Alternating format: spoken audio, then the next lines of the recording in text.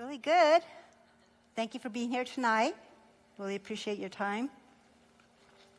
And we're going to begin our program. But first, we're going to have Pastor Lynn come out and give us a word of prayer. Pastor Lynn? How you doing? I'm doing good. I'm glad to be here. You glad to be here? So we're glad to be here together. Amen? Psalm 127 says, unless the Lord builds the house, they labor in vain who build it. And unless the Lord guards the city, the watchman stays awake in vain. So it's all about the Lord. We're here in his house, and he has a message for us, and he's going to use these two marvelous people to deliver some things that are heavy on his heart. So let's pray. God, we want your leadership. We want your guiding tonight. We ask that the Holy Spirit just move mightily in our hearts, because there's things that are going to be said here tonight. May they be as important to us as they are to you. So, Father, I pray for the hearts that will be hearts of flesh, so that we may hear what the Spirit has to say. And not only hear it, we want to go forth and put those things into practice. To you be the glory tonight. In Jesus' name, amen. All right. Amen. Thank you, Pastor Lynn. Well, thank you for tonight. I really am excited to talk about these two important topics. There's something that people just really need to know about what's going on with our kids in the public school and with our elections, because together we can all make a difference here in California. So what we're going to do tonight is first I'll make some announcements, and then I'll announce our guest. And I think that you'll like some of the announcements, and some of them you're going to cringe.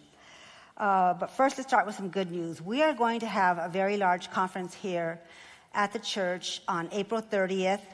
We're calling it Come Back California. You may have been to past events that we've held here. And we're going to bring some great, fantastic speakers that you're going to want to hear from. So mark your calendar. Announcements will be made soon about who our speakers are, but I assure you, you are going to love them. And our tickets will be $10, and it'll be here inside the sanctuary. Then also, I wanted to talk a bit about connecting with Real Impact. I hope that you are all connected with Real Impact right now, getting our email updates, our announcements about things like legislation, our action alerts, our events. One of the best ways to do that is to get our app. If you don't have our app, you really should try it out, because it is the easiest way to respond to our action alert calls when we have a really important bill that we need to fight. We make it so easy for you that you can sometimes just touch a phone number and call a legislator. So make sure you go to your app store and sign up for that.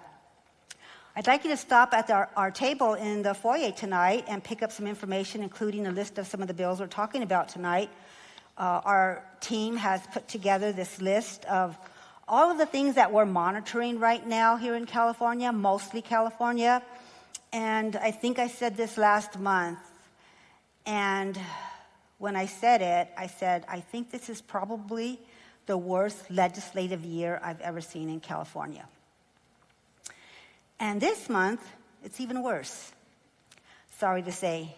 So I want to talk about some of those bills that I really feel that you need to know about, because of all of maybe the, 45 to 50 bills that we're monitoring, we pick a few that are just so egregious that we make them our priority bills. We put out flyers, the app notifications, and different things to really make sure that you all are fighting these bills, because they're harmful to our families, to our religious freedom, to our health, you name it. Sacramento is just out of control. And the reason they're out of control is because citizens have far too long allowed them to get away with what they're doing. But, like we've talked about before, we have had some successes. And it's because people like you who are engaged, who are willing to do something as simple as make a 30-second phone call, you make all the difference in the world. I think people really don't understand how important that really is. But it is so important, I guarantee you. When we talk to the legislators that we know, they will say that those phone calls really do matter. So please, when we put out an action alert, take action. So let's start with a few of the bills that we're targeting this year that are going to have action alerts and push notifications on our app. The first one we announced here at the church just a few weeks ago It's AB 2229, Discrimination Against Police Officers. It's a bill that would discriminate against police officers who adhere to a biblical worldview of gender, religion, and sexual orientation. It would require peace officers to pass an evaluation that would test for bias against, quote, race or ethnicity, gender, nationality, religion, disability, or sexual orientation, unquote. The term bias is not defined in the text, therefore placing those who adhere to a biblical worldview of these topics at a high risk of discrimination. If passed, this bill will go into effect immediately. Usually, it's the beginning of the next calendar year that these bills go into effect. This one, they want it to happen now. So we've put out an action alert on this. Take a look at our website, and you can find out what you can do to fight this bill. The next one is a terrible one. SB 1375, nurses performing abortions without doctors. SB 1375 will reduce the qualifications needed of nurse practitioners to perform abortions and allow them to perform abortions without a physician or surgeon's supervision. I can go on and on about this, but I think it's pretty self-explanatory. Usually when an abortion is performed here in California, we have a doctor who has a medical degree, but now they want to lower the requirements. And the lady that takes, or the man that takes your blood pressure when you go into the doctor's office, that's who they're talking about. That is the person that would probably receive a few hours of training and then be able to perform abortions. The next bill is AB 1993, forced vaccination for employees. This bill would require each person who is an employee or independent contractor and who is eligible to receive the COVID vaccine to show proof to the employer that the person has been vaccinated against COVID-19. Employers would be required to confirm to the state that all employees and contractors are fully vaccinated or face penalty of an unspecified amount. This would go into effect January 1st of 2023. The bill carves out certain exemptions to the vaccination requirement, including a medical condition or disability, or, quote, a sincerely held religious belief that precludes the person from receiving vaccinations. So there is kind of an opt-out, but it's just the first step that they're taking to one day get rid of those exemptions. AB 2098, penalties for physicians spreading misinformation. 2098 will impose penalties by the Medical Board of California on physicians who spread or promote COVID-19 misinformation, including, quote, false or misleading information regarding the nature of risks of the virus, its prevention and treatment, and the development, safety, and effectiveness of COVID-19 vaccines. Well, if you were here just a few months ago, you remember we had Dr. Jeffrey Barkey, it was a fantastic program. If you haven't seen it, you really should go back and take a look at it, because he provided some great information to us because he understands the risk of the vaccinations. So Dr. Barkey would probably be a target of this bill. And where would we get the truth? And if you want to trust Dr. Fauci or Dr. Barkey, that's up to you. But I'm going to trust Dr. Barkey, and he would be silenced if this bill passes into law. We need you to take action. And finally, save the worst for the last. We just got information about this bill within the last couple of days, and we were digging into the legislation, to the California codes that surrounded this legislation. But it's AB 2223, remember that one, because this one is going to be our focus. We are going to fight with everything that we have to stop this bill from becoming law. It's legalizing infanticide. And if you know what that means, it's legalizing the death, murder of a baby once he or she is outside of the womb. It's hard to believe that anybody would write such a bill, but it's happened here in California. So AB 2223 will make infanticide legal in California. This bill states that a person will not be, quote, subject to civil or criminal liability or penalty, unquote, based on their actions with respect to the pregnancy or actual, potential, or alleged pregnancy outcome. What is an alleged pregnancy outcome? That's a weird way of saying a birth. Including miscarriage, stillbirth, or abortion, or perinatal death. That's where the infanticide comes in. Perinatal, it's after birth. I was reading some of the codes that go along with describing what perinatal means, the length of time. I read one California code, it said up to 30 days. Now, what is the court going to do with this? I don't know, because I can't find any other definition or description of the length of time. But some people are saying it's right before birth, up to 30 days after birth. Somebody has even said it's up to a year. So this truly is murder. And the people who are pro-choice, the legislators who have written this bill, are truly evil people. The thing about it is that they've been voted into office by people. How does that happen? I don't know. I think this is the line in the sand. I truly believe that this is the line that we have to tell people, you can't cross this line voting for these people who continue to give us these types of bills that actually take the life of a newborn baby. So please, keep your eyes open on this. We will have our action alert out this coming week. We'll have our flyer here at the church. We'll have our push notifications on our app. Share this information, because if we don't stop this, you and I, if we don't stop this, shame on us. Shame on us. Maryland also recently introduced the same type of bill, but the people pushed back and the bill was pulled. But it doesn't mean they're not going to come back next year. It doesn't mean that other states aren't going to do it also. But they're here in California doing this. So this is where everyone who maybe has never called a legislator in their life, who has never told a neighbor, who has never handed a neighbor a real impact action alert, I think this is the time that we do that. We have to learn how to be proactive in protecting our children, our rights, and just the right to be alive on this earth. And it's sad to say that we have to fight something like this, but it's a fact here in California. So please, please sign up for our action alerts in our app.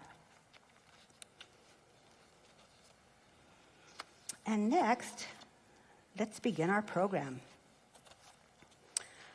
What I'm going to do is first read the bio of one of my very good friends, Karen England. Karen and I have been friends for many, many years. We travel the country together, working on legislation, speaking, conferences, learning whatever it is we need to learn about how to be a good sharer of information, to understand policy. And she and I have just been partners in all of this. And I will say this about Karen. I don't think that there is anyone in the state of California that has more knowledge about policy, about school districts, about activism than Karen England. And I know because I know a lot of these people. So let me read her bio to you. Karen is a self-taught kitchen table activist, executive director of California-based Capital Resource Institute, and founder and director of Nevada Family Alliance. Karen has a long history of mobilizing citizens at rallies and school board meetings and at state legislatures. Today, she leads a fight to expose and eliminate progressive ideologies in the classroom. This includes CRT, critical race theory, SEL, social emotional learning, and graphic sexual education. She is an effective leader in reclaiming parental rights at the school district level and is passionate about sharing her decades of knowledge. Karen has been featured on various media outlets, including the Laura Ingraham Show, the O'Reilly Factor, Tucker Carlson Tonight, the San Francisco Chronicle, and Fox News, to name a few. She has long been a coveted speaker among conservative crowds across the state of California and Nevada due to her passion and engaging conversational personality. That's all very true. So please, before Karen comes up, I want you to take a listen to this and we'll get started. Thank you. Every classroom should have a camera. Now, you know, this is the kind of out-of-the-box thinking that is very, very important. This is the kind of going on offense tactic that really is a game changer. Parents have every right to know what their children are being taught. It shouldn't be guesswork. Taxpayers have every right to know what's going on in the classrooms that they're paying for. We taxpayers, parents or otherwise, are paying for everything related to the government schools. They're government schools, public schools. Now, in many cases, we have cameras in the classroom, cameras in the courtroom, not all, but many, to see what's taking place in the courtroom. Courtrooms are supposed to be public. We don't have secret trials in this country. Well, why do we have secret classrooms in this country? Why do we have secret classrooms in this country? So I would recommend to the parents' organizations in Loudoun County and other counties in this country, you should take up this cause. You want to know, we want to know, we, the people, what's being taught in these classrooms. Okay. Let's see. Ooh. Okay, obviously my hair's different. There we go. Okay. Well, thank you, and thank you, Gina. I will pay you later for all the nice things she said that I wrote and sent her and say these nice things about me so I sound good. So I want to say I love coming back to Calvary Chapel, Chino Hills. I have an incredible amount of admiration and respect for Pastor Jack, for the ministry that Gina leads, for her team that faithfully leads it, and for their obedience, even when other churches are backing down or padlocking their doors because of COVID. The leadership and obedience of this team is amazing and inspiring. And I wish we had more pastors and more congregations, because you guys are a congregation of action. You understand that your faith is more than just on Sunday, but that we are supposed to get out there and affect our culture. And I have an incredible amount of respect for all of you as well. So cameras in the classroom, I want to talk a little bit about how it came about, answer some of the questions that I know many of you have, because I encounter them every time I talk about this issue. But why cameras in the classroom? You know, every day we're seeing a different story of something going on in a classroom, and the child comes home and shares with the parent, and the parent is going to call up the school, try and talk to the teacher or administrator, and more often than not, they're told, oh, your fifth grader just kind of misunderstood things. But then the more you go find out what went on, the more you realize, no, your fifth grader certainly understood what was going on. And you know, at Capital Resource Institute, we like to say what happens in California doesn't stay in California. And it's so true. I recently have relocated to Tennessee, and as Gina and I were both going through legislation this afternoon, both of states that amended really crazy things, you'd be shocked what Republicans are doing in the state of Tennessee on taking away parental rights. It doesn't stay in California. And so we need to be shouting that from the rooftops. These stories that I'm going to share are a mixture from all over the United States, but I believe cameras in the classroom right now is the only and most important thing that when we take over the school boards after this election, that we need to get done. And I think it's important to stop the political indoctrination, hold administrators accountable, and I'll talk about upholding our good teachers, keeping our teachers safe in the classroom with what's going on, And to really be able to resolve some of this stuff, I think it will be the best thing for school choice to expose what's actually going on in the classroom. So I think everybody kind of understands. So I'm going to talk a little bit about a model policy. And you can find our model policy on our website, camerasintheclassroom.org. So this policy is written for you to take to your local school board. And it's on there, and you can print it. And I want you to know that I'm available at any time. Contact our organization, and I will walk through it with you. We wrote it in a way for local control, and we tried to address all of the questions. We spent quite a bit of time going back and forth on, what might be some concerns and questions, and we laid it out. But it can be modified. And so depending on, I'm a believer in local control, what your local community wants. What San Francisco might want might be totally different than Chino Valley Unified. And so it's important that you keep that in mind when you read it. So one of the most common questions I get is, oh my goodness, privacy, I don't want everyone seeing my child on the TV. Couple of things. Now we have written this so that, there are two things the way it's written. It's written so that the only time someone is viewing the video is when there is a disagreement on an incident about what went on in the classroom, and that's when the parent goes to the principal, and the principal calls the parent and the teacher in. Now, and they view it. And the model policy talks about, how you do that, how many days you have for a complaint, how long they're supposed to keep the video. All of those can be adjusted for the local community, but we really want people to know our goal isn't to have everybody on the Zoom meeting watching everybody. Our model policy actually suggests that you blur everybody else out so that other students aren't seen. But again, that is up to the local community. I've talked to parents that say we want to log onto a portal and watch it real time. And that may be something that a local community wants to do. But that is really up to the local community. The other common question we get is about, will cameras in the classroom hurt good teachers? And I just want to say a couple of things about that. I am thankful, really thankful for our Christian teachers that's where our Christian teachers should be, in the classroom teaching. But our Christian teachers are following the law, so I don't see an area where they would get in trouble. As a matter of fact, I think it protects them, because answers to organic questions, which is what the left uses a lot, oh, well, they asked me about same-sex marriage, so I had to tell them about, everything under the sun.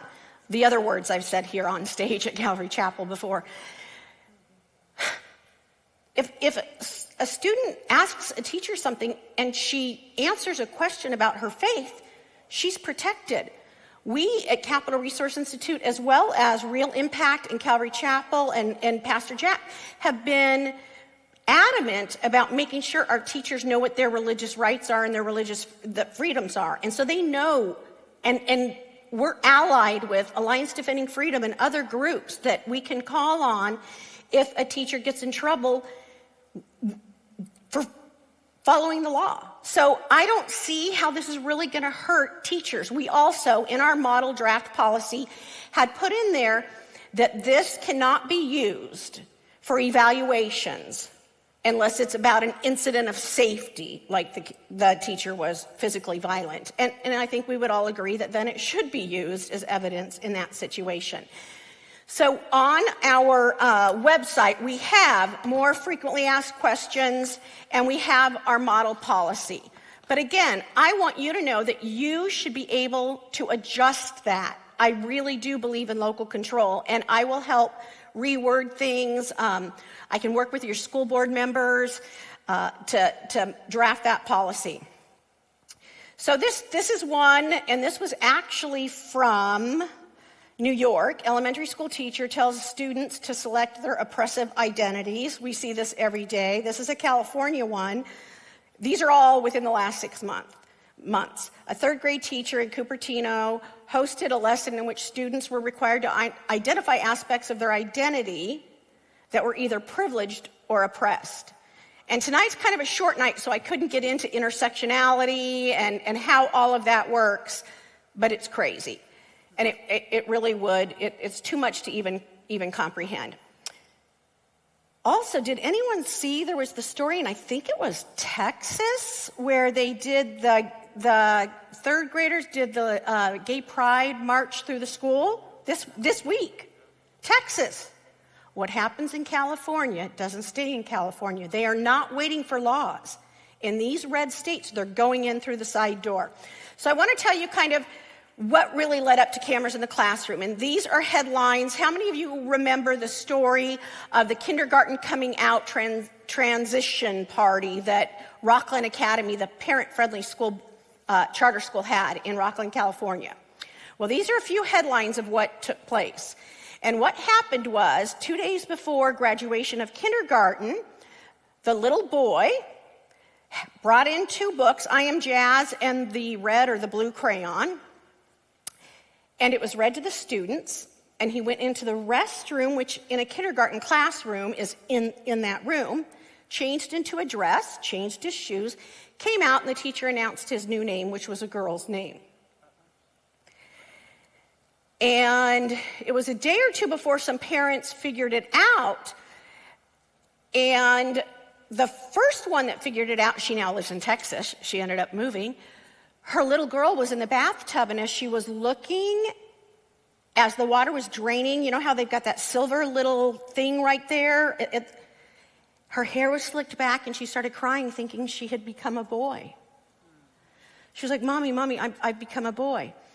And you know, sometimes the left would laugh at that and laugh at her, but I was watching America's Funniest Videos with our granddaughters 2 days ago, and they had a little boy, and the same thing. He, you know, their imagination just goes crazy. He got out of the bathtub, and I don't know if you guys watch America's Funniest Videos, but he was all wrinkly, and he was 4, started bawling, I'm getting old, I'm an old man.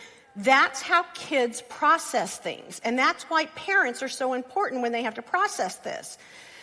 So they talked about this, but then what led to even more, and this was my big Tucker Carlson event, was the next year when a student came back to school that had known him, and the mom prepped this little girl to say, when you go see him, call him this name, and I really want you, he's had a tough summer, be nice to him. She runs up and accidentally at recess, because they were in different classes in the first grade, says his old name. She was reprimanded for calling him the wrong name right there on the playground. Then she gets called out of class. This is a first grader. Called out of class, sent to the principal's office to make sure she wasn't bullying and that it wasn't intentional. Now, how many of us run into someone that just got married and we are adults and we call them their old name? Or our teacher. This is a first grader. Now, when all of this was going on and it erupted, the school lied and lied and lied for months. And these poor parents that were trying to fight it, even the churches weren't standing behind them. Thank the Lord for John Jackson, the president of William Jessup, because he was quite helpful and supportive. But even the local community, because they thought these parents were just attacking the school. It was just a water day. That's why he changed. What are you talking about? This couldn't happen in Rockland. About 4 months later, when I ended up getting the FOIA, the Freedom of Information Act, you're allowed to ask for public records, and so I did that, and on a Friday night, I got 8,000 pages from Rockland, and so like all geeky nerds like me, I stayed up all Friday night going through the public records request. Everything was in there. They knew the book was coming in, so everything they were telling the community was a lie. But the story's long gone by the time you can get that information out there. And these families that all had to leave the school and that, you know, were called bigots and haters, and their own community said, why would you do this to our charter school? Why would you say these things? If cameras were in that classroom, the truth would be out. And I would argue what went on wouldn't have gone on. So what brought us to the exact cameras in the classroom? And I'm trying to make the point that what happens in California doesn't stay in California.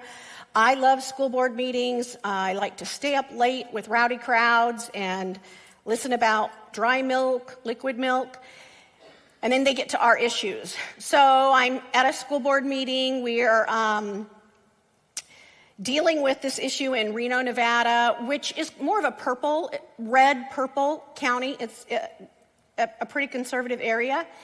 And there was a fifth grader who they gave this, it was an adult test on politics, which for a lot of reasons that violated a lot of laws, including a federal law. Told the kids, hey, don't, when the parents called, they said this did not happen. Well, it happened to be twins that were in the class. So the next day they come back, and as the teacher is kind of reprimanding whoever told, knowing who told, then told them not to tell. Again, CRI is very careful to back up our stories before we go out and I say something publicly. I talk to the parents. I talk to different children. That's what's going on in the classroom. So that's when we did a press release, and I called on cameras in the classroom. Mark Levin picked it up. Everybody started picking it up. We went out and did some really, really good polling. We did some polling on CRT, how people felt, how parents in the community felt about gender identity being taught, political ideology, and the most important one was cameras in the classroom. And I was pleasantly surprised when our numbers came back. So a total of 71% of Nevadans support cameras in the classroom. And the number for opposing political ideology is even higher. But don't believe just Nevada. These are the numbers from California. Now, we used a very reputable, that campaigns use, firm out of Arizona. 64.1% of Californians. There's no reason why we shouldn't, when we turn these school boards over, be taking this policy to those new school boards. And when they're running for office, demand that they commit to bringing this up. One of the great things that you guys have in California, not only do you get to speak at your school board meetings, but you have an education code that says you, a member of the public, can place an item on the school board agenda and they have to bring it up. What you probably don't know, and I didn't know when I moved there, in Tennessee, the law just says you're allowed to go to the school board meeting. The district I live in, they hadn't let anyone speak for 3 years. A bunch of parents really threw a fit. So now, if the attorney approves it, one time a month, you get to stand there, and that's it. It's the most bizarre thing. But you guys are able to put this policy on an agenda. So you should do that. And I want to say, for those of you that know polling or listening out there, the cross tabs, which kind of goes deeper, like how many Democrats, Republicans, all across the board, ethnicities, we're all in support of cameras in the classroom. These are some of the states that, after we called for cameras in the classroom and Mark Levin and then everybody picked it up, have introduced legislation this year, and we will shortly get that up on our website so you can see the legislation if you want to model your policy after it. We've got FAQs up there that hopefully will answer every question you might have. Is it legal? Who gets to view it? So I think we've kind of covered our bases with everything that goes on there. And then we have two things. On our website, both capitalresource.org and camerasintheclassroom.org, we have two things. We have a physical incident report that you can fill out, upload pictures or documents of an incident that went on in the classroom. And Gina talked about the issues that I'm tackling. A new one that is not on my bio is porn, and porn in the classroom, and access to porn that our boys are getting.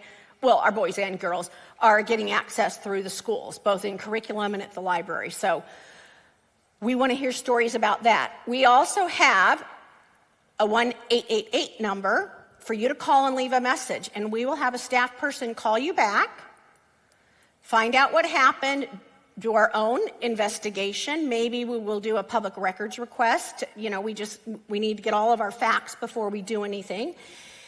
But we want you guys to have a place to go when this happens. So many parents are told, you're the only one. Oh, most people don't complain about this. I can't tell you how often I hear that, and a parent will come to me. I'm like, that's what they say all the time.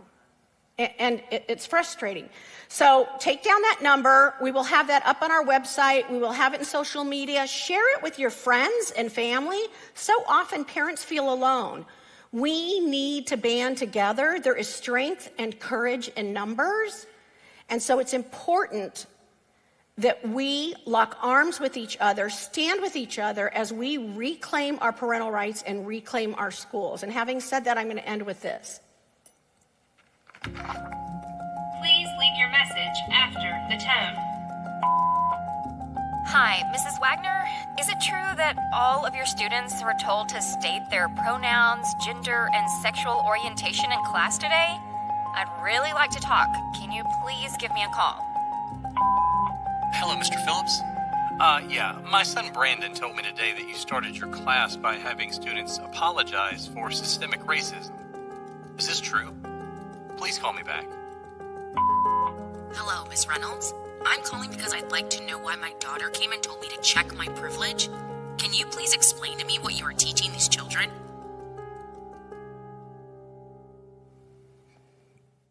Well, thank you, Karen. Let's give her a hand. Is this the first time you all hear about cameras in the classroom? Some more details about it? Okay. I hope you like the information. I know that I did. I learned something new. But our next speaker is Ruth Weiss with Election Integrity Project, California. Ruth has been a speaker here at the church in the past, so we're glad to welcome her back. I recently saw an email about their organization trying to recruit people to help watch the polls and watch as they're processing the ballots. And I've always been a very, very big supporter of their work. And I thought it was time to bring them back because we need to get more Californians off their seats and involved in our local elections, making a difference so we can have better outcomes, honest outcomes. All we want is honest outcomes, right? So Election Integrity Project is going to help do that. They've done such fantastic work in the past, and they're going to do a lot more with your support.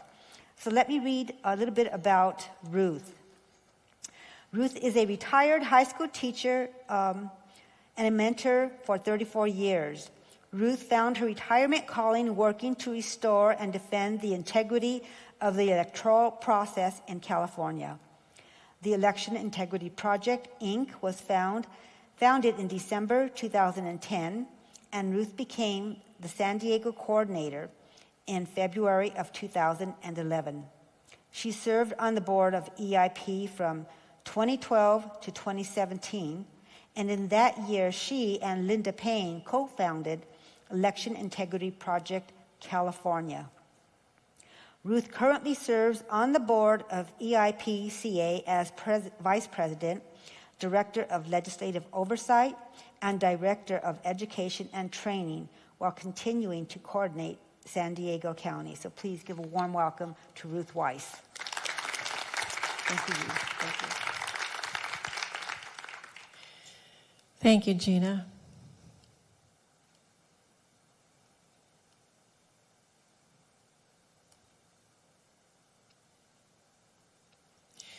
I'm really excited to be here and at a church that really understands the importance of biblical citizenship and the fact that, you know, you just can't sit, as both of my colleagues here have said. And I really want to echo what Karen said, what a thrill it is to be talking to a group of people who understand that and know that we are his hands and feet. And if we don't do it, it doesn't get done. So thank you for being here, whether you're doing this virtually or here in the room. And I would like to tell you a little bit about our corporation. We are a nonpartisan group, so we are not political. We don't advocate for particular candidates or anything. We are a 501c3 organization, and we are basically attempting to restore and then defend the integrity of elections in the state of California. And believe me, with the research we've done, it is in great need of restoration before we start defending what we have. We were founded at the end of 2010, and between then and now, we have trained over 17,000 citizen observers just like yourselves to get out to the polls and knowledgeably observe, to get over to where ballots are being processed and counted and knowledgeably observe. Because when those things happen without observers there, then everything's happening basically behind closed doors. And that means just about anything could and does happen. We've had a voice in opposing bad legislation, and even though Sacramento is very upside down and it's very hard to accomplish anything conservative in Sacramento, we've had some really big victories because of the support of people who have joined us in fighting certain elements of pieces of legislation that were very bad but could have been monumentally worse had we not weighed in. So we have had the ability to change legislation even in the current environment.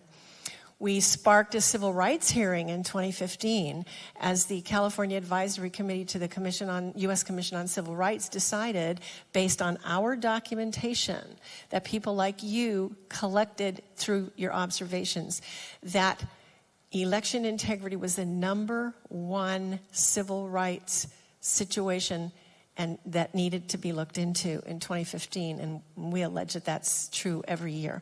But that was a really important thing.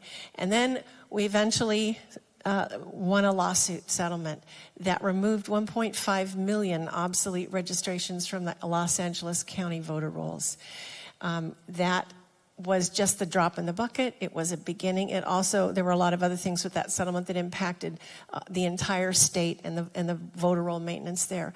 But when you have a state that doesn't require voter ID, and you have that many people on the voter rolls who are clearly either deceased or have moved out of the state, and anybody can walk in and just give a name and an address and cast that ballot, and no one can question it, no one can ask for an ID, that's a recipe for disaster. So at least getting the inactives and the obsolete ones off the voter rolls helps minimize that problem, although it's certainly not very well minimized yet. We were also instrumental, again, because of observers like yourselves who had documented the damage that was done when California implemented the ballot harvesting law, where anybody can collect anybody's ballot under any kind of circumstance and turn it in. We got so much evidence collected under penalty of perjury, so it's good for courts. And we were able to support Arizona when their case went all the way to the Supreme Court, and they won a victory at the Supreme Court 6-3, that they had a right to retain their anti-ballot harvesting law because we were able to prove to the justices that it should be a law in every state.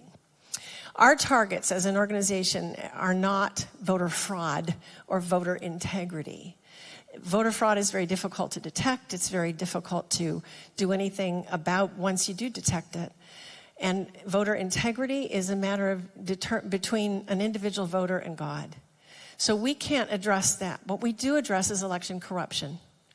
And we're fighting for election integrity. When you're talking about a system and the integrity of a system, it means that if a system has integrity, nothing can get into it. It can't fall apart. It holds together. There are no weak spots. So if our system had integrity, then it doesn't matter how many people attempt to commit fraud, it won't be successful. So that is our goal, is to look for where our election system is corrupted and to correct it and make it into an integral system. We currently have 2 active lawsuits, one in Ventura County having to do with observer rights, and that's going to be heard this summer. And then our civil rights lawsuit is the big one, and it is before the 9th Circuit of Appeals right now. These are the 4 clauses of the U.S. Constitution that our lawsuit alleges are being violated by 1 or more, up to 20 California election laws currently operating our electoral system.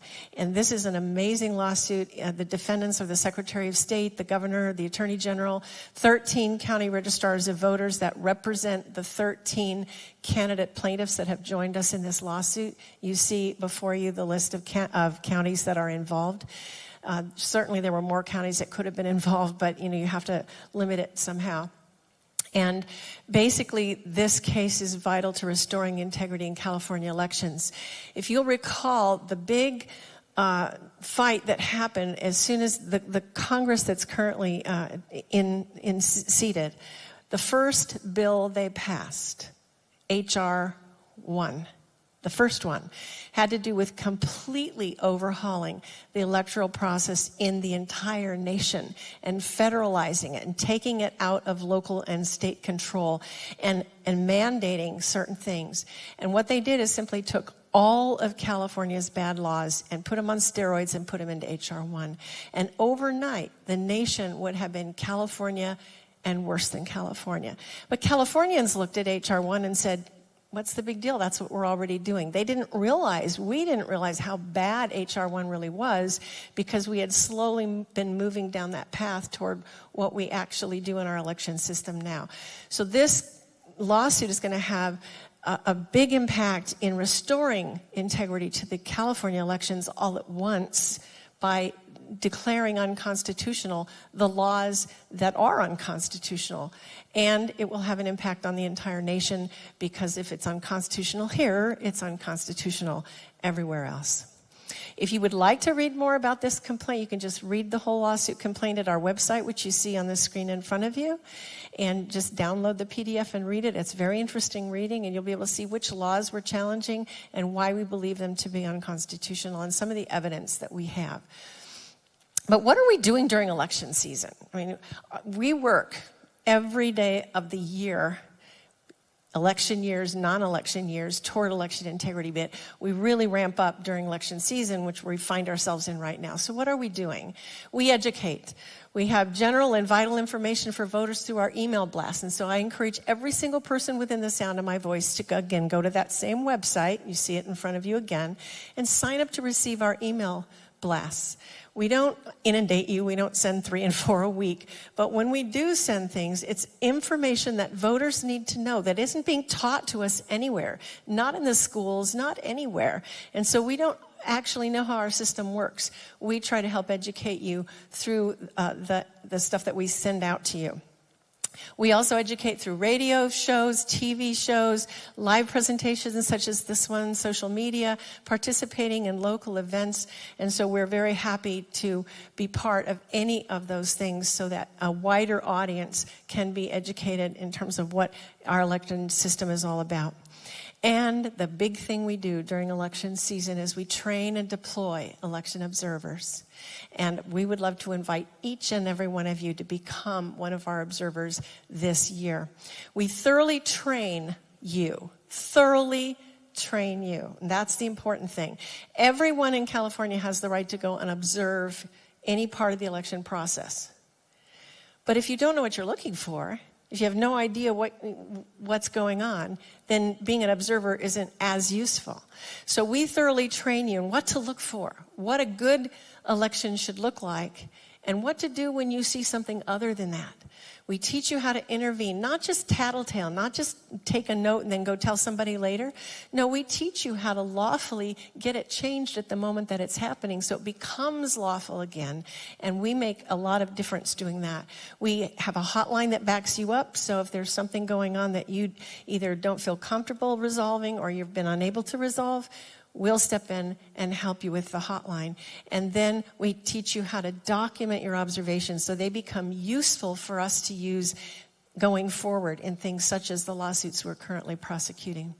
There are 2 types of observation, because there are 2 things going on in our electoral process. Number 1 is the actual physical act of voting for the people who go somewhere to the polls or a vote center to cast a vote in person.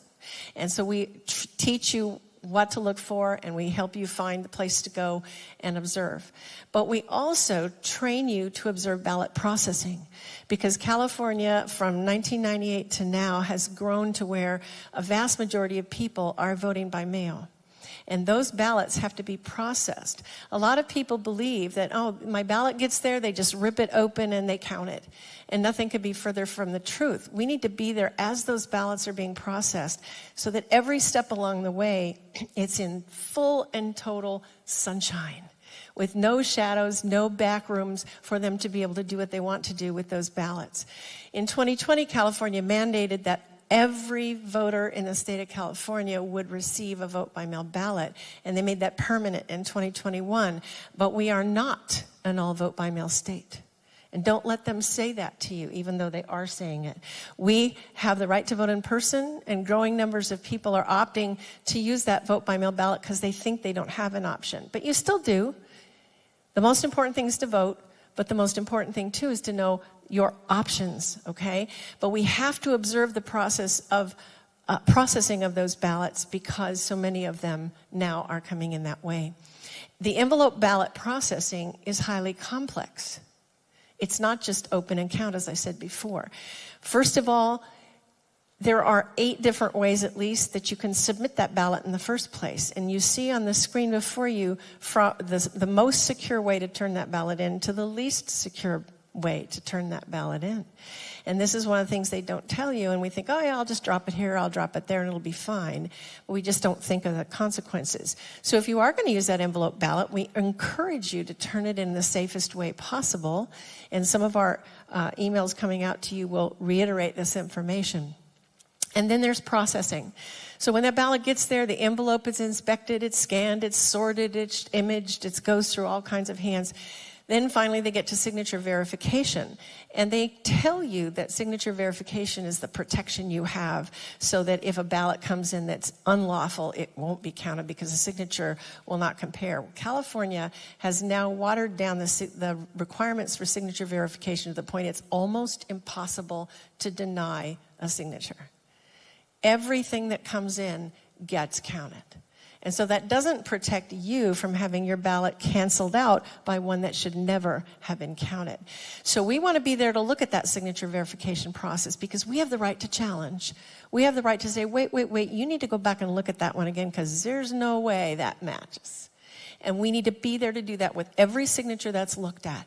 Then after the signature verification, there's the mechanical opening and the removal of the ballot from the envelope, which often damages the ballot.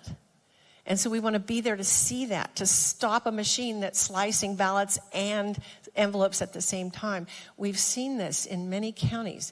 If no one's there to warn them, then we get hundreds of damaged ballots that didn't need to be damaged. We then want to be there when they remake or copy over every damaged ballot. And the number of ballots that are damaged in some way is monumental. You wouldn't imagine that, but it is. And none of those ballots will go through the tabulator in the condition that they're in. And so 2 people take your ballot and they simply copy it over with absolutely no supervision, no double check, no spot checking, no quality checking, except for you, the observer, who can stand there and watch them duplicate those ballots and make sure that whatever this one said is what that one says. That's why we have to be there, to protect the integrity of all of those ballots. So because of all of that, I don't know why this thing is going ahead on its own. I apologize for that. But anyway, we have always recommended that people vote in person just to avoid all that processing that goes on with the vote by mail ballot, because in-person ballots aren't processed. They come out of the box, they go in the tabulator. But above all, whatever decision you make, we encourage you to vote. There are too many people out there, and I think every single one of you would raise your hands up and said, how many of you have heard somebody say this to you? I'm not going to vote anymore because it won't count anyway. My vote won't count. It doesn't matter. The fix is in, all those stories. We have to stop thinking that way. The fix is not entirely in. Yeah, there's manipulation. Yeah, there are problems with machines. Believe me, we're all over that one too. But your vote still is extremely important, especially when it's added to 10 and 20 and 50. We used to sing a song in church, if 2 and 2 and 50 make a million. And if 2 and 2 and 50 of votes of people who are biblical voters get out there and vote, then we will absolutely outvote whatever fraud and manipulation is planned. That can be outvoted right here, right now. And so that's what we need to encourage people to do. Friends don't let friends sit out any election. And friends don't let friends decide to let somebody else do the quality control. We all have to be part of that. So here's what you can do. Sign up for our email alerts, as I said before, and then when you get them, Anything you think is important, share it with others. Send it on to their email addresses and then say, hey, why don't you sign up to get this yourself? Secondly, become an observer with us for the 2022 election season. If you go to our website, the same website I've been giving you all night, eip-ca.com, and just click on that great big volunteer button. And you'll get 5 really easy steps on how to do that. For the primary election, sign-ups for being an observer close on the 31st of this month. So you need to go to the website and fill in the information by the 31st in order to be qualified for the training for the primary.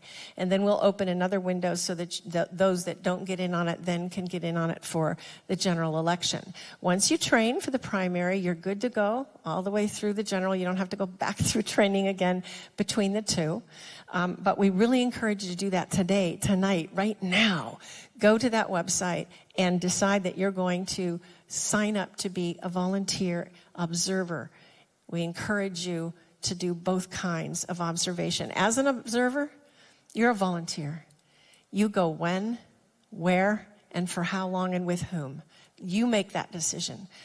You're not signing up to have to be assigned a certain place at a certain day and for a certain number of hours. That's your choice. Whatever you can give, that's what we love to have. So with that, I will end my presentation and thank you again so much for supporting EIPCA and supporting the work that we have been doing now for over 11 years. We are the standard of election integrity work in this state and around the nation. And so please take a look at what we do, look at all the stuff on our website, and join us. Thank you. Thank you, Ruth. Well, that was great because we all really want an honest and fair election. And, there's a lot of polling locations. We are a polling location here at the church. So if you want to volunteer, maybe you can come to our church. But there's a lot of churches, a lot of schools that are polling locations. So that is also something that someone can do. They can sign up to actually work in the poll, can't they? You want to talk about that? Yes, we do encourage those people. Voting is changing a lot in California, and a lot of counties have adopted the Voters' Choice Act, which means they have 11 days of voting instead of just the one, which means signing up to be a poll worker now is a 15-day commitment. That makes it difficult for a lot of people. It used to be a 1-day commitment plus a 2-hour training. And so the purpose of the Voters' Choice Act was to push people further away from their process so that most of us couldn't be involved. But those of you who have the time, the energy, the stamina, it's good pay. It's really good pay now, over $20 an hour usually for all that time. So we are encouraging those who have that stamina and that ability and that time in their schedule to sign up to work for the county and be poll workers, because we need people of good scruples and good integrity to be that board and make sure that every ballot is taken care of properly. So thank you, Gina, for reminding me of that. Okay, so they would go to their county, to the registrar of voters for that county, and look for the application and fill it out and then communicate with the registrars. That is correct. And the time is now. The time is right now to go to the website of your own county registrar of voters and just click on, I want to be a poll worker, and they will walk you through the process, give you the application. Yeah, I've done that. I've gone through the training, and for maybe 4 or 5 years, I worked the polls with some friends. And it was fun. It was interesting. It was only the 1 day at the time, but I got involved in elections in other ways, so I've switched what I'm doing. But we really need you guys to get out there and work the polls and do the poll watching. So when you're saying that they can sign up to watch the polls, just watch, not be a poll worker, are they assigned a place, you said, or maybe they just go wherever they want to go? How does that work? Well, you will have a county coordinator and a coordination team, and once you're trained, they will solicit from you, where do you want to go, and how long do you want to be there, and what days, what hours, and then they will create a schedule that reflects what you've requested. So nobody's going to push something on you that you're not ready to do. So you'll make those choices. Okay, so easy enough. I think that everyone that's here right now could probably sign up to do that because Yeah, we are citizens with the great privilege of being able to vote, but we really have to care for it. It's just something that we just can't let sit by. Okay, so let's go on to some of the questions that have been submitted. And if you're getting our email updates, you will know that we ask you to submit questions. So we have several here. We're going to try and get as many answered as possible. Not all of them can be answered, but you'll be able to reach out to each of these ladies later and get your questions answered. And we will be in the foyer afterwards to talk to you. But let's get back to the cameras in the classroom, Karen. So first question, are there not cameras in the classroom already for security purposes? First, I'm just going to say, just now when she did that, I felt like I was on a game show. Like, the newlywed game or something first, Karen. And if you're wrong, you're going to get a buzzer. Yes, lots of school districts in lots of states currently have cameras in the classroom. A lot of times with special needs, a lot of other schools have cameras in the classroom, even in California. And even if they don't have them in the classroom, they have them the minute you get out of the classroom. So the whole privacy thing, they're watching our kids everywhere but the classroom where all that indoctrination is taking place. Mm-hmm. So when you talk about cameras in the classroom, they physically have to place a camera in the classroom. Who pays for that? Who pays for those cameras? How does that all work? Well, I'm actually looking into all this excessive COVID funding that they've been paying for sex ed and SEL and pornography in the schools. But yes, a local school district would have to do that, but the cost is not that great. Like I said, many school districts already have the cameras in the classroom. In our, again, draft policy, we talk about having one behind the teacher toward the class, teacher mic'd. Several people that I've talked to, they want to have two, one at the front, one at the back. Again, that's not that expensive. We spend a lot of money on a lot of really wasteful things at the school, at the local district level. I think this is worth it to stop the political indoctrination and get our kids back to getting prepared to go on to a trade or on to college and citizenship. So let's cut the political indoctrination out. And I think this will be the number one thing that really does that, unlike any law. As a matter of fact, today we sent out something, PJ Media did an expose. You've heard how several states, Florida and I think Georgia and Tennessee, banned critical race theory. 2 days ago, they released a video undercover, very similar to Project Veritas, teachers in Tennessee talking about how they teach critical race theory and how really the law means nothing. And so, again, I believe that if the cameras were in the classroom, it would cut down on that. Not only would it expose it if it is going on, I think it would stop a lot of these teachers that feel like they can do this kind of thing. Right, and I think that, well, tell me what you think. I think the unions, teachers' unions, would probably oppose this. Have you heard from them, or what do you think that they're going to say about this? Yes, they're probably watching right now, so you can talk to them. Yeah, I heard some people laugh, and let me just say, if I'm ever unsure about a candidate, I just do the opposite of who the union or the ACLU or Planned Parenthood has endorsed. So that's going to tell you kind of where I'm going to be coming from. But the teachers' union, the whole purpose is to advocate for the teacher and their job. I think we've lost sight thinking that it's to advocate for our kids or what's best for us. No, it's to advocate for their pay, for their time off, for their, everything that goes on. And that is the job of the union. So I can't really complain that they're doing what they do, but we need to know that that's what that is all about. It's about advocating for that teacher and that teacher's work rights, not advocating for our kid. We are the advocates for our children. Organizations like mine are the advocates, are the lobbyists. There is no lobby. If we parents and grandparents aren't out there lobbying, there is none. And so I'm sure they won't like it. There's a lot of stuff they don't like, but these are our kids, our schools, our tax dollars, and they work for us. And I think we need to really start holding elected officials and these unions that don't want to open schools or want to mask our kids. Somehow they have forgotten that the Lord has given those kids to us and not to them, and they may think they know best. I mean, I think I'm a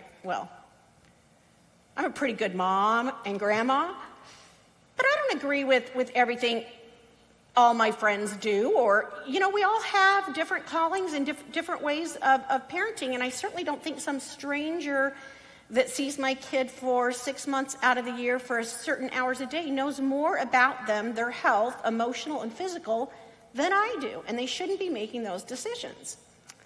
Very true. I'm starting to hear a little bit more about cameras in the classroom, in social media, news articles and stuff. Are you starting to notice that? Are people contacting you from other locations? Yes, absolutely. And that's where I noticed the legislation this year was introduced after, I will say, Mark Levin picked it up.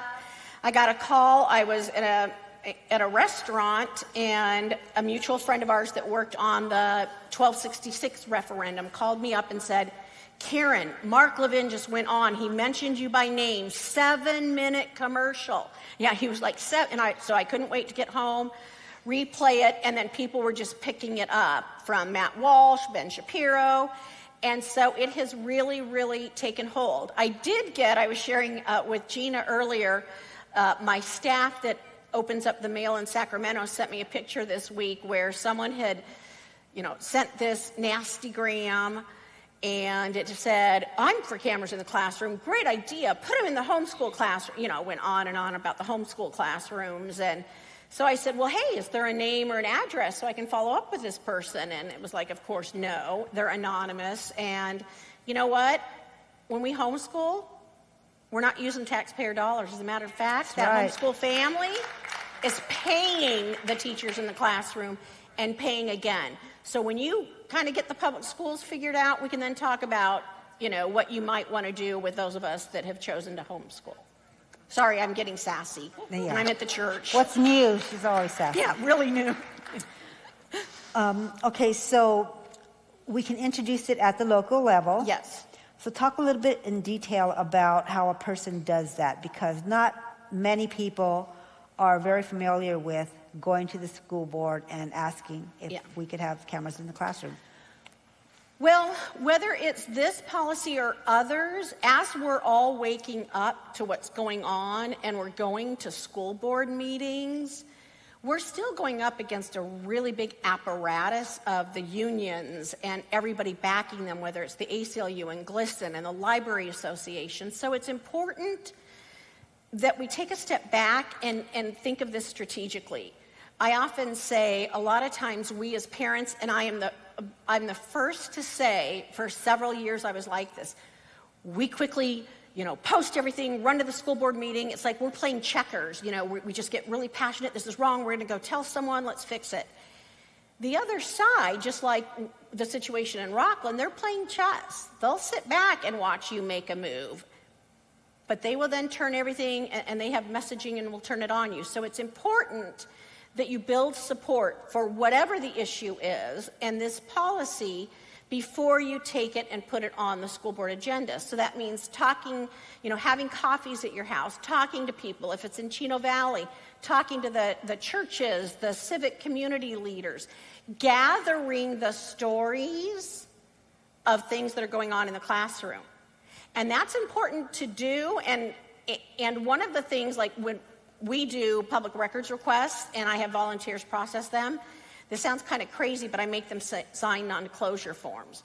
And it's because I don't want everything posted on Facebook or shared with friends, because then the left already has their defense, which is not true usually, by the time we even go tell our story. And so we want to make sure that we get to control the narrative and share what went on. And so really planning before you do that, I can't say enough about building the support, educating yourself, and this is educating yourself. I'm just going to do a tiny plug. I have a podcast coming out called The Kitchen Table Activist, where I am hoping to teach you guys all of the things that it's taken me 25 years to learn on. You need to know exactly what the law is about going to a public meeting. What are your rights? Because I can tell you, they aren't going to tell you, and they will skirt around it all the time. And there are times at school board meetings I've had to call legal counsel over and double check them. Or there was a time in Las Vegas where we had notified them, and I think you've had that situation here, where the law, they have to accommodate you if they know that the public is going to come out in force. It is the burden is on the school district to make sure the public gets to hear everything. So there's a lot of ins and outs that you need to know before you go, because they don't want this. And I think, how many of you know someone now that's running for school board? I mean, people are running for school board, and I think there's going to be a big wave, especially in California where so many counties are red, but it's Los Angeles and San Francisco and the coast that is blue. I think there's going to be a huge sweep in school boards. And so it's important, that you work with a member of the school board if you have an ally, but also keep in mind that you need to be building the support, or if there's a problem, you need to be exposing that problem at the local level. Don't assume everyone knows it. They don't. And so many parents out there and grandparents really, really do feel alone. And one more thing, and then I'll talk forever. You need to, whether you're a parent, whether your kids are in school or not, these are our tax dollars, our public schools. You can speak at the school board meeting. You have a voice. You have a say. We can't let this indoctrination go and 30 years from now have these little communist kids that were trained with our tax dollars. So get involved even if your kids aren't in school anymore. My kids are grown. My grandchildren are homeschooled in Tennessee. I cannot not be engaged and do what I can to stop what's going on in this country. I really, really believe, and anyone, if you're on our staff call or you ever hear me, I'm saying it nonstop. I really believe that we are in Esther 4:14, and that everything that I've done at CRI and that all of us in this room have been working for is for this time. You're not in this room by accident. You weren't born at this time by accident. We are here with a purpose and a reason, and now is the time. So I just really want to encourage you to go alongside those parents. Go to those school board meetings. If you can't go to the school board meetings, I think what Ruth is doing is a great start date, end date. It's a way, you can get involved in it. You don't have to be a year-round activist. I love the idea of, okay, you don't have a lot of time. You do have enough time to go do that on election day. Anyway, sorry. Okay. Well, that's absolutely true, because I'm sure it's the same thing for you, Ruth. We're all self-taught. I was not a politician or majored in political science or an attorney. We learned on our own, mostly by showing up to things like this and learning about the issues. And then we just took it a step further and just became passionate about something, about an issue. Mm-hmm. And that's how we learned, and that's how anyone can learn, because I know Karen and I were moms, and we decided that it was time for us to do something without this great political background, but we knew that because of the passion in us, that we could make a difference. Yeah. And that's how we all got started. So Ruth, tell us, how did you get involved in this whole election integrity project? What drove you to it? Well, my father was a U.S. history teacher, and he taught from the primary documents, and he was all about the real history. And so that it was kind of inborn in me to care about those things. But I'll be honest with you, during my career as a teacher and trying to raise my children and everything at the same time, I was very busy and didn't have a lot of time to be really politically engaged. But when I saw the handwriting on the wall in the election, in the school system, and said, I got to get out, I got out and then realized I needed to give back and that I needed to find something to change where this country was going. So after the election of 2008, I said, no, not anymore. Elections have consequences. You and I right now are living through horrendous consequences from the last election. And we have control over those consequences. We're really engaged in this whole thing. Oh, this is my candidate. He's going to run. I'm going to support him. I'm going to, volunteer, and I'm going to stuff envelopes, and I'm going to make phone calls. And we do those things. And they're very necessary and important to do. But if we don't take that next step and then guard the process by which that person's candidacy has a chance to succeed, then we're just giving it all away. You put in all the blood, sweat, and tears, time, energy, focus on campaigning for somebody or running for that office yourself. And if you're playing on an unfair playing field, then it was all wasted time. So that's why we decided we have to observe. We have to make sure that every candidate out there has the opportunity to be heard by the people and then win their hearts and their votes, and that those votes then are counted accurately. And so that's our job. That is our job. And so when I began to realize that I didn't think electoral results matched what I thought was going to happen, not what I wished would happen, but what it was clear should have been the case based on being on the ground and seeing, I began, like everyone else that was in Election Integrity Project California, that there's something wrong. And that's when we started looking into the laws and began to see the laws are twisting the way that these votes are processed, the way these votes are counted, the way that they're cast. The whole thing just kind of is pushing us in a direction to where now we have more illusion of election rather than a real election. And so only you and I, we the people, can change that. And it starts with being there in our legal right to observe our own process and say, no, you're not going to change that vote. No, you're not going to accept that ballot, because we have a right to be there and to say, no, this is going to be fair and honest. And that's, I just got more passionate every single year, Gina, as I saw the difference that our observers were making, and then to see how much more needed to be done. And as the legislature continued, we would take 2 steps forward and they would take 15 steps forward ahead of us. And so we've got to now really up our game with the legislature.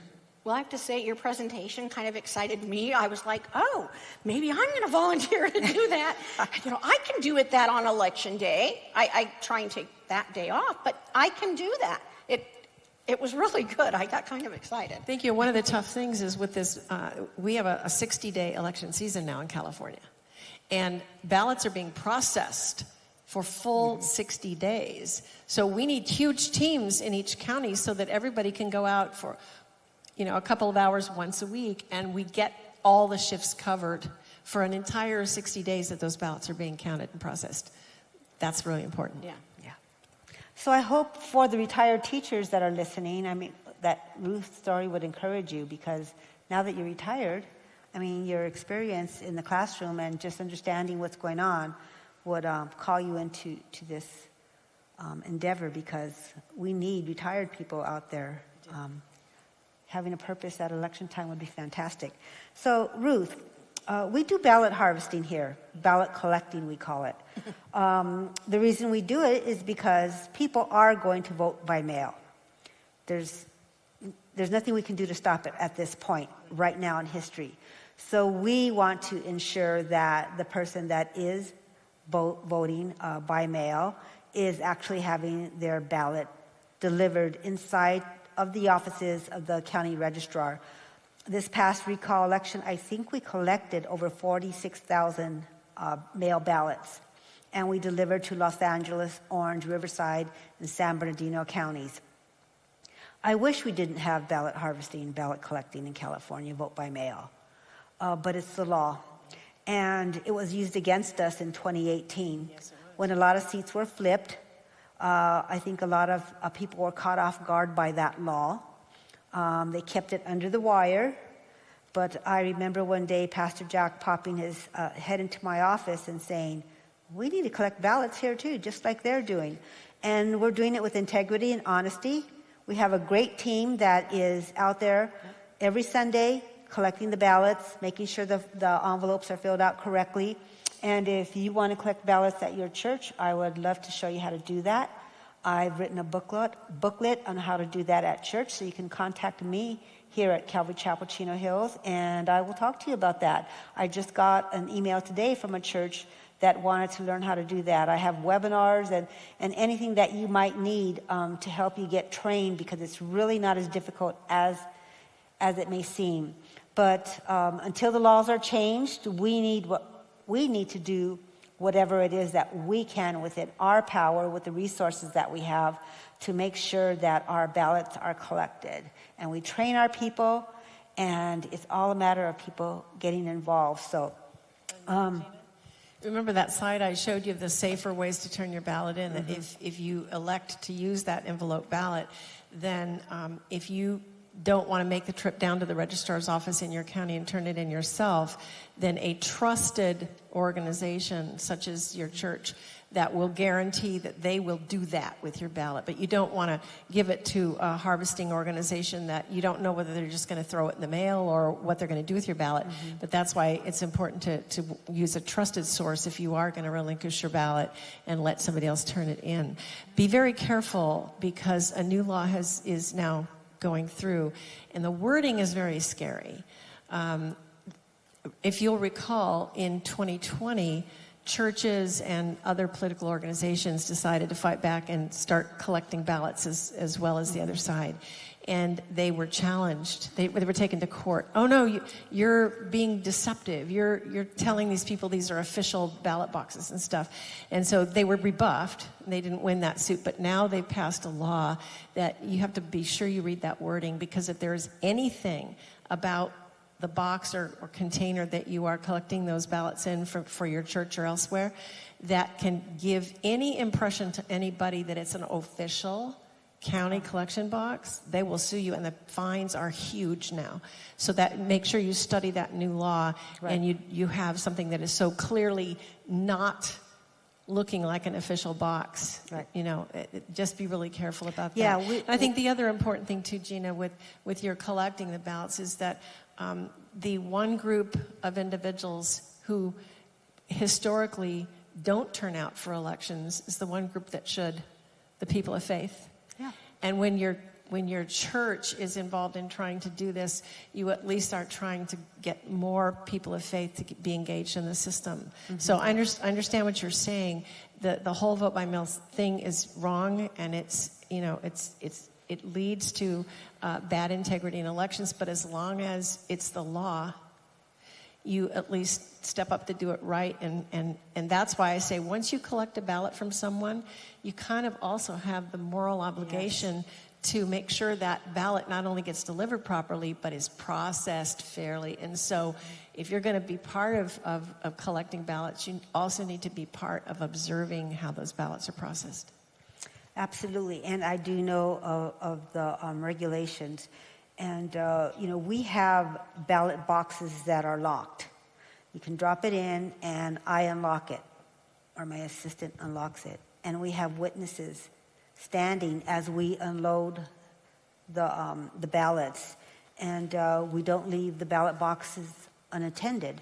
I remember when this first happened in, I forgot what election it was, maybe 2020, there was a church that placed the ballot boxes out in front of the church by the parking lot, and it was unattended, and that drew all the media. The cameras were there, and one of the things I say to our people that we train is that do not leave the ballot box unattended. And so there's a lot of tips that I offer to the churches, so it's really not hard to do that, but let me know if you'd like to get involved. So Ruth, is there a way around using the tablet at the polling places, since the machines manipulate them there too? The answer to that depends on the county, because each county has its own system and each county makes its own rules. So you would have to ask your county. Some counties, like Ventura County, even though they are a vote center county, they still have real paper blank ballots to hand you. And they do that because they have a ballot printer in each of their polling locations. So they will find out which ballot belongs to you based on where you live, and then they will print you a blank ballot that is the one you need. And then, so there's no messing around with it. You just mark it and turn it in. Other counties, the only choice you have in voting in person is that ballot marking device. So there are always, it's not black or white, right? You have to decide which risk do I like the best. In my county, starting with this election cycle, and we found out there are other counties that do the same, they're listening to the people who are saying, I want a paper ballot. I don't want to vote by a machine. I want a paper ballot, a real old-fashioned paper ballot. And so our registrar listened and said, what are they sending you in the mail? They're sending you a paper ballot. So we're going to let you use that as a paper ballot without the envelope, without the processing. We're going to let you take it to the polls and turn it in as a ballot so you don't have to go through the ballot marking device. So those are the kinds of pressures you can put on your registrar of voters to make those decisions so that you can get what you want that you know is the safest type of ballot. But the answer to that is in some counties you can't circumvent the voting machine, and other counties you can. So that's San Diego County that you just mentioned. Any other counties? There are other counties. I don't know which ones they are, but So there are how other can a counties person that find allow out? that too. You would, if it's not on the website of your county, if it's not clear from the materials they send you, just call and say, how do I get a plain, unvoted, unprocessed paper ballot? How do I do that in this county? Now, if your county is not a Voters' Choice Act county, and you're still a precinct by precinct county, then they'll have paper ballots. But those that have the vote centers, that's where it's really hard to get the paper ballot. Okay. So earlier you mentioned that you sued Los Angeles County. Have they cleaned up those voter rolls? Yes and no.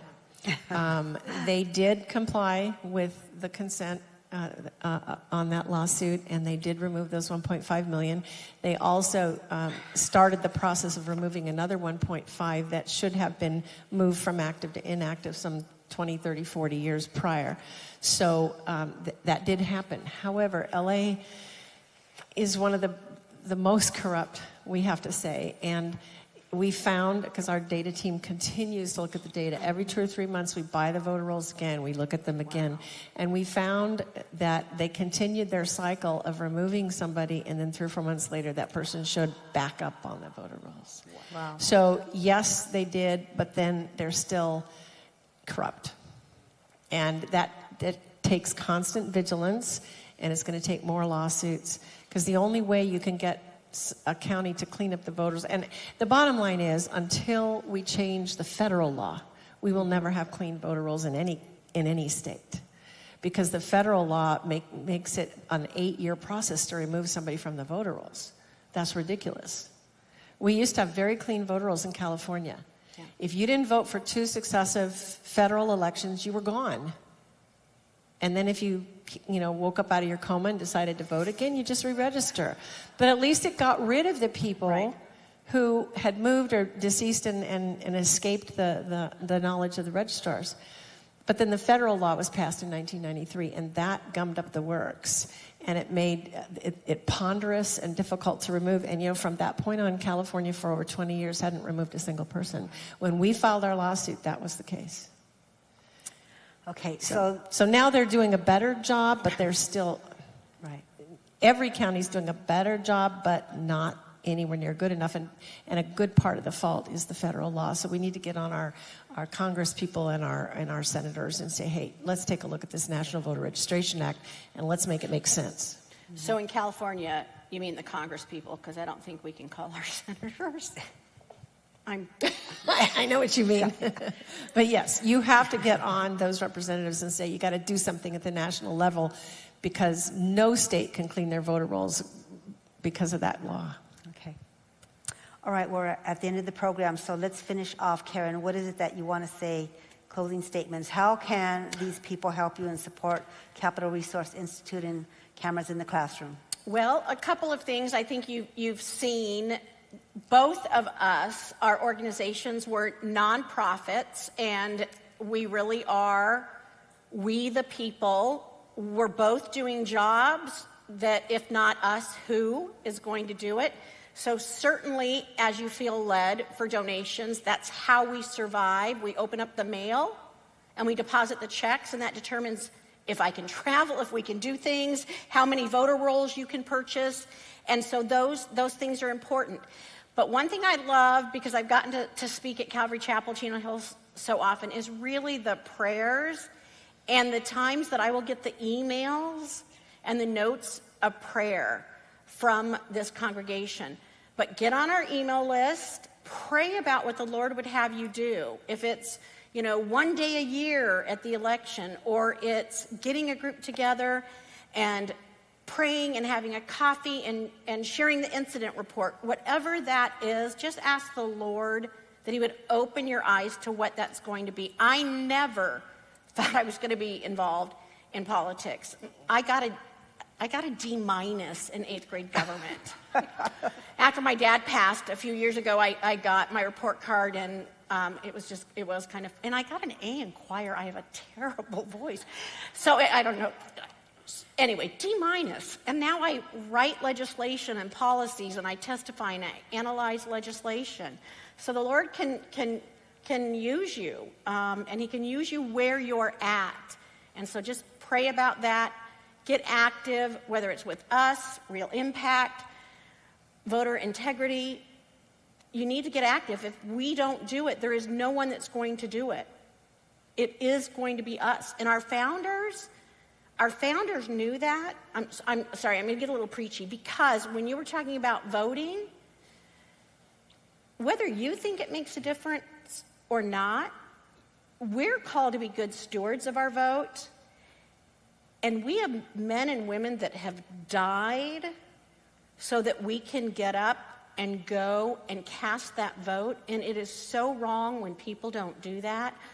No matter whether I do the top of the ticket or not, I don't like the candidates, I go and I vote. We owe it to the men and women that founded this country and that fight for our freedoms, if nothing else, on Election Day, to go vote.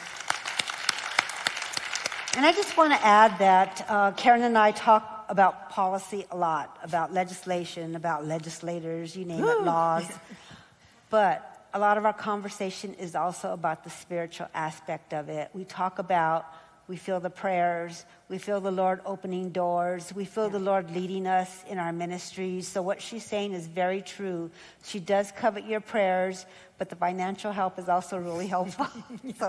But Ruth, what do you have to say with? I would just underline what Karen said. We're a nonprofit organization. No one in EIPCA for all 12 years has taken a single penny. It all goes back into the work. It is truly a mission, and it's truly what the Lord has led us to do. And so it's very important for you to cover us with prayer. Mm-hmm. Especially now that we've undertaken this enormous lawsuit. This is a battle on the spiritual realm. And we are seeing all kinds of attacks that are coming in all sorts of ways. And so we need you to build that shield of protection around us. We need your prayers every single day. Pray for the attorneys, pray for the people who are involved in this, that all of these attacks would be turned back on those attacking us, and that they would be used for good. Just like, the Lord takes everything intended for bad and makes it good. We need your prayers to continue to uphold our work. And as Karen also pointed out, lawsuits are really expensive. Yeah. And the last thing we want is to have this lawsuit fail for lack of funding. So whatever the Lord leads you to do, and if they lead you to someone else that has deep pockets, boy, tell us about it. But those are the two things, prayers and financial help. Thank you. Besides your participation, of course. Well, ladies, thank you so much. I was just very moved by what they said, because these ladies truly love the Lord, and they truly are called to an amazing ministry. So, Lord, just thank them so much for being here tonight, and thank you all for being here. We appreciate you. We appreciate your support. So have a great night. We love you. God bless you. Bye-bye. Love you guys. You made it sound all exciting.